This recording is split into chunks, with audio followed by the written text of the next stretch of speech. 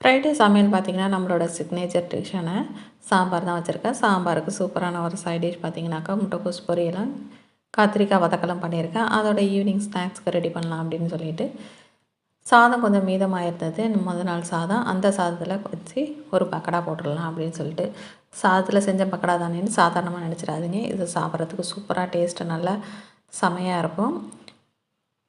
மீதமான சாதத்தில் ஒரு கை அளவுக்கு எடுத்து அதை வந்து கையாலே வந்து நல்லா வந்து ஸ்மாஷ் பண்ணிக்கங்க. இல்லைன்னா லைட்டாக ஒரு ஓட்டு மட்டும் மிக்சியில் போட்டுருங்க. அதோட ஒரு 1/2 கப் அளவுக்கு கடலைப்பருப்பு, ஒரு 1/4 கப் துவரம்பருப்பு அது 2யும் நல்லா ஊற வச்சுட்டு கொரப்பாக அதோட வந்து பார்த்திங்கனாக்கா சோம்பு, இஞ்சி பூண்டு விழுது இதெல்லாம் போட்டு அரைச்சிட்டு பச்சை மிளகா வேணால் சின்னதாக வந்து நறுக்கி போட்டுக்கலாம். இல்லைன்னா மிளகாத்தூள் மட்டும் போட்டுட்டு உப்பு சேர்த்துட்டு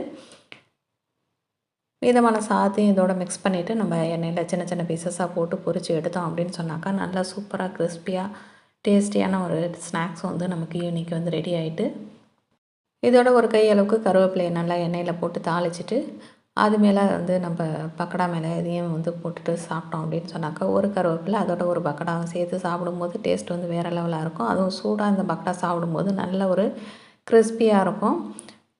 பட் வந்து சுட சுட இதை போல் செஞ்சு கொடுங்க. கண்டிப்பாக வந்து சாதம் வேஸ்ட் ஆகாது. உங்களுக்கு சூப்பராக ஒரு ஈவினிங் ஸ்நாக்ஸும் வந்து ரெடி ஆகிடும். இப்போ நம்ம சமைச்சு வச்சுருக்க சாப்பாட்டை சூப்பராக பரிமாறி நல்லா சூப்பராக சாப்பிட்லாம்.